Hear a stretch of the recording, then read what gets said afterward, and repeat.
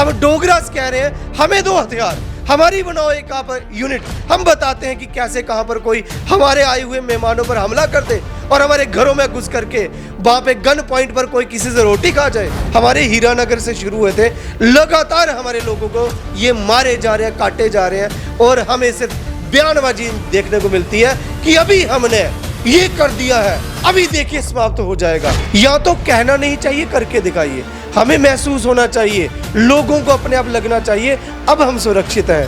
आखिर हमारे देश की सारी व्यवस्था, सुरक्षा जो है आज कहाँ है? यही कहते रहते हैं बड़ी अच्छी सुरक्षा है, अभी इकोसिस्टम समाप्त हो गया है, अभी हमने इनका जो दाना पानी है बंद कर दिया है। होम मिनिस्टर साहब हमारे भारत देश के और प्रधानमंत्री जी जिनकी अगुवाई में ये भारत आगे बढ़ रहा है, फिर उसे सुरक्षा में पीछे क्यों खड़ा रहना पड़ रहा है? जब राज कांग्रेस का था तो भी भर्त्सना होती थी, तो भी दुख जाहिर किए जाते थे, पुतले फूके जाते थे।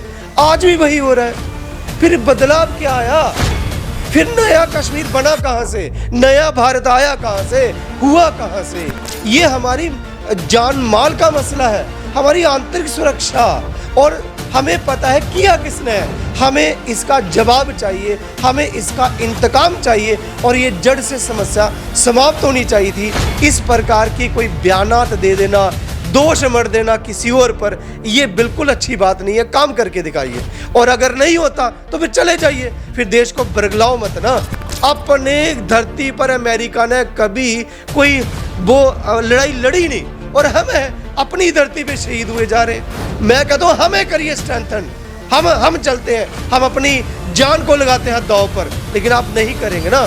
पैसे बचाएंगे और आप पैसे लगाएंगे किसी और जगह के ऊपर, आप पैसे लगाएंगे अपनी पार्टियों को मजबूत बनाने के लिए, आप पैसे लगाएंगे मशहूरियां देने के लिए, आप पैसे लगाएंगे यूट्यूब की मैनेजमेंट करने के लिए, मीडिया का मुंह बंद कराने के लिए। आज जवाब देना चाहिए अमित शाह जी को कि आखिर उनका कातिल है कौन और उनके साथ वो पहुंचे कैसे और उन्होंने इतना बड़ी कैसा अंजाम दे दिया और साथ ही साथ आपने क्या करके दे दिया।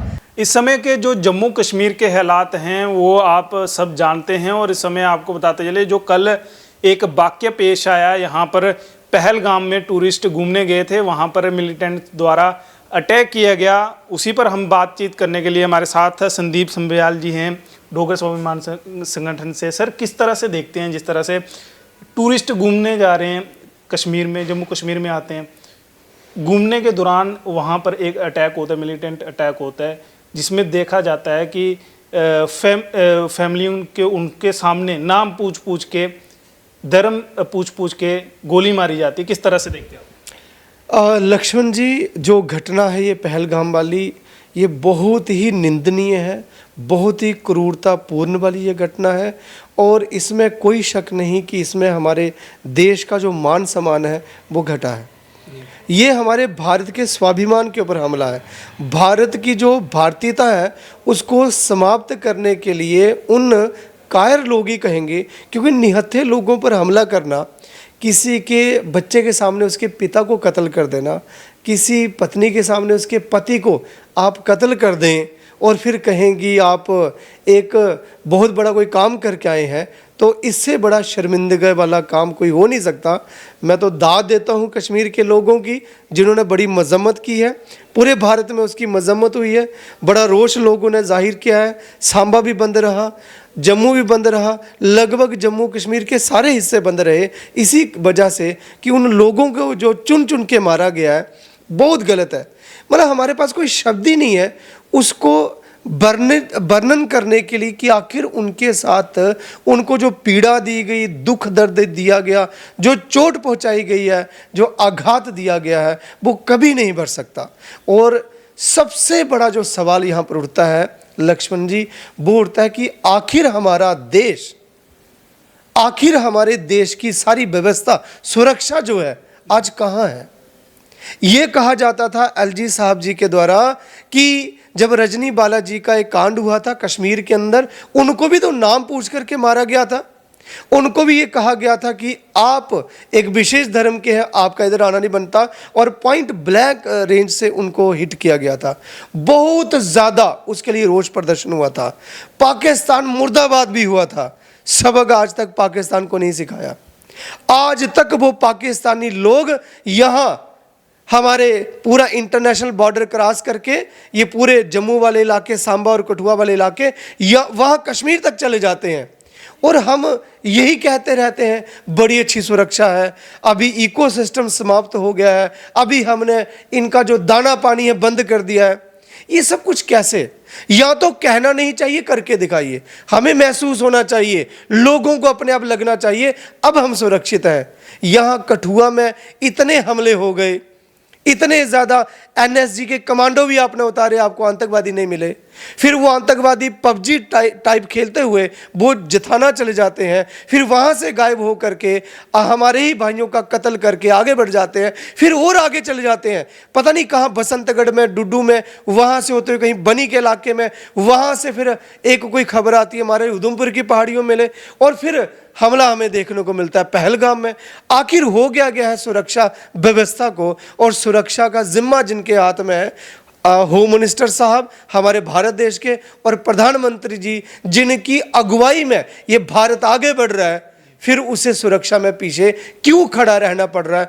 बहुत बड़ा सवाल है, बहुत ही ज़्यादा दुख है। जितनी भी भर्त्सना की जाए उतनी कम है, लेकिन सवाल वही, जब राज कांग्रेस का था तो भी भर्त्सना होती थी, तो भी दुख जाहिर किए जाते थे, पुतले फूके जाते थे। आज भी वही हो रहा है। फिर बदलाव क्या आया? फिर नया कश्मीर बना कहां से? नया भारत आया कहां से? हुआ कहां से? ये बहुत मतलब इसका क्या मसला, क्या हल है, हमें कोई मतलब नहीं है कि उस पर दोष डालें। आपको लगता है कि इस पे एक्शन होना चाहिए जिस तरह से पाकिस्तान बैक सपोर्ट कर रहा है इन मिलिटेंट्स की? बिल्कुल, जैसे इजराइल ने किया। इजराइल में भी तो पिछले साल ऐसे हुआ था, उसके कुछ लोग कहीं पे पार्टी कर रहे थे, वहाँ पे कुछ आ जाते हैं फिदाइनी, और वो चुन चुन के मारते हैं, औरतों को उठा करके ले जाते हैं। बहुत बड़ा उन्होंने हमला किया था, तो इजराइल ने जवाब दिया, उन्होंने पूरी गाजा को ही समाप्त कर दिया। उनको लगता था गाजा वालों ने किया, तो उन्होंने गाजा जो जड़ है ना उसको समाप्त कर दिया। ये इजराइल और हर देश की ये कोशिश रहती है। आज सऊदी अरबिया वाले, उन पर कोई हमला करता है, वो भी तो वहाँ तक पहुँच जाते हैं, यूनान तक पहुँच जाते हैं, और अपने वहाँ से मिसाइलें सीधे उन पर फेंकते हैं। ये अमेरिका वाले, इन पर हमला होता है, ये अफगानिस्तान में घुस आए थे। भारत क्यों चुप रहता है? यहाँ तक तो रशिया ने भी कह दिया कि भारत जो जिस प्रकार का स्टेप लेगा हम उसके साथ हैं। इजराइल ने कह दिया और देशों ने कह दिया। ये हमारी जान माल का मसला है, हमारी आंतरिक सुरक्षा, और हमें पता है किया किसने है। आज आपने ये देखा, टीवी वाले भी दिखा रहे हैं, उनके स्केच भी आ रहे हैं, जब इतनी सब जानकारी थी। और कुछ तो ये लोग ये भी चला रहे हैं, हमें पहले से पता था वहाँ पे ऐसे होने वाला है, तो फिर सुरक्षा एजेंसी को क्यों नहीं बताया? ये इस प्रकार की भ्रमता, लोगों को बरगलाना, किसी एक पर्टिकुलर कम्युनिटी या रीजन उसके बारे में ऐसे भटकाना। एवरीवन इज इंडियन, सब यहाँ पर प्राउड भारतीय हैं। हमें इसका जवाब चाहिए, हमें इसका इंतकाम चाहिए, और ये जड़ से समस्या समाप्त होनी चाहिए थी। जो ये बार बार अभी 7 दिन पहले आए थे हमारे माननीय अमित शाह जी, कह रहे हैं हमने तो पूरा मलिया मेट कर दिया है, आतंकवाद को तो नाम ही नहीं है, टूरिस्ट धड़ाधड़ जा रहे हैं। किसी भी जगह पे अगर टूरिस्ट चले जाएं, इसका मतलब क्या है? वहाँ पे कोई परेशानी नहीं है, ये कहना बहुत गलत है। और अगर वहाँ पे था ही कुछ नहीं, तो फिर आज मुझे बताइए, आज जवाब देना चाहिए अमित शाह जी को कि आखिर उनका कातिल है कौन, और उनके साथ वो पहुंचे कैसे, और उन्होंने इतना बड़ी कैसा अंजाम दे दिया, और साथ ही साथ आपने क्या करके दे दिया। वापिस तो जो लोग जान गंवा चुके हैं उनको तो आप दे नहीं सकते, मगर ऐसा कर दीजिए कि आने वाले दिनों में कभी भी कोई, चाहे कठुआ हो, चाहे राजौरी हो, उधमपुर हो, सांबा हो, कहीं भी आतंकवादी गतिविधि किसी भी तरीके की, चाहे वो नशाखोरी वाले हो, वो चिट्टा बेचते हैं, जैसे उसको आपने ठिकाने लगाया, इन सबको ठिकाने लगाना चाहिए। बार बार एक और बात आती है, लोकल सपोर्ट है जी, लोकल सपोर्ट है।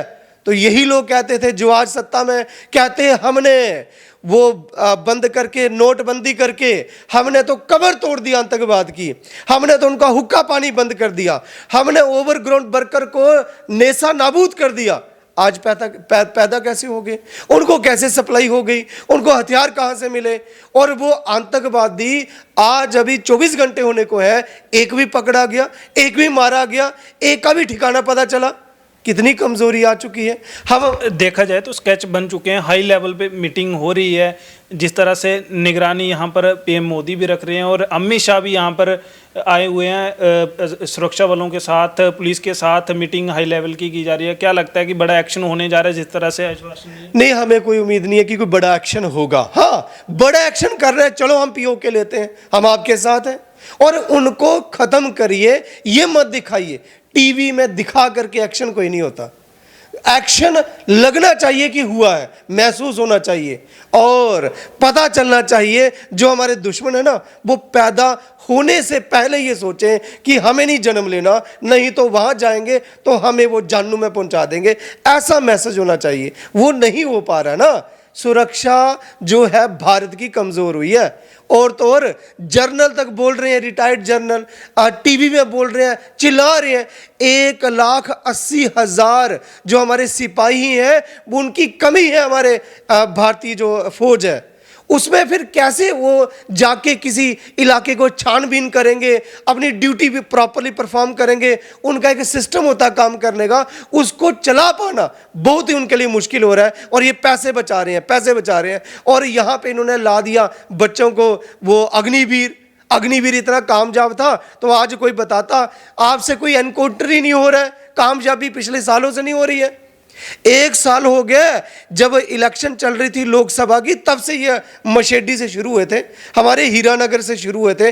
लगातार हमारे लोगों को ये मारे जा रहे हैं, काटे जा रहे हैं, और हमें सिर्फ बयानबाजी देखने को मिलती है कि अभी हमने ये कर दिया है, अभी देखिए समाप्त हो जाएगा। किसी का दौरा कैंसिल हो गया, वो आ गया, ये मीटिंग हो गई है। ये थोड़ी होता है। जिन्होंने करना होता है वो करके दिखाते हैं, ये हमने कर दिया। ये नहीं है। मतलब हमें गुस्सा है, हम तो निकालेंगे। क्यों नहीं निकालें?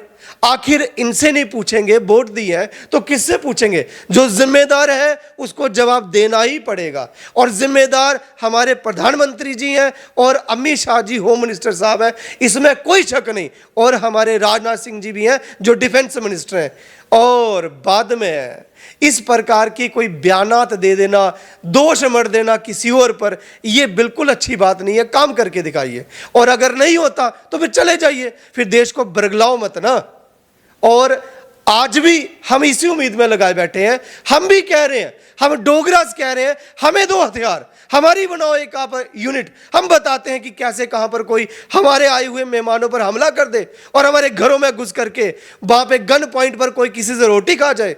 यहां आपने बीडीसी कमजोर कर दिया, बीडीजी नाम दे दिया आपने। यहां पे हमारी पुलिस के अंदर भर्तियां नहीं की, और जो बीडीसी वाले हैं उनको आपने ऑटोमेटिक वेपन नहीं दिए, उनको टाइम टू टाइम आपने प्रॉपर्ली ट्रेन नहीं किया, तो फिर कमजोरी तो आएगी। भाषण देने से थोड़ी सुरक्षा हमारी ताकतवर हो जाती है। इतना कुछ टीवी के जरिए आप दिखाते हैं, हमने ये टेक्नोलॉजी लाई है, आज हमने ऐसे कर दिया, ये ड्रोन बना दिया है। आज वो ड्रोन टेक्नोलॉजी, आज वो सारी ताकत कहां है? कहां है आज? ये मैं ही नहीं, ये वो बच्चा पूछ रहा है जिसके पिताजी उसके सामने चले गए। ये वो पत्नी पूछ रही है जिसके सामने उसका सुहाग उजड़ गया। 4-5 दिन पहले शादी हुई थी, क्या गुजर रही होगी उनके ऊपर। मतलब हम तो एक्सप्लेन नहीं कर सकते। कैसे एक्सप्लेन करें इतना बड़ा अत्याचार? और इनके नाक के नीचे, और 4 दिन पहले ही अमित शाह जी यहां पे दौरा करके जा रहे हैं, और उनके पीछे से इतना बड़ा गिफ्ट उनको दिया जाता है। ऐसी तैसी इन सभी जितने भी दहशतगर्द हैं आतंकवादियों की, मैं कहता हूं हमें करिए स्ट्रेंथन। हम चलते हैं, हम अपनी जान को लगाते हैं दांव पर, लेकिन आप नहीं करेंगे ना। पैसे बचाएंगे, और आप पैसे लगाएंगे किसी और जगह के ऊपर।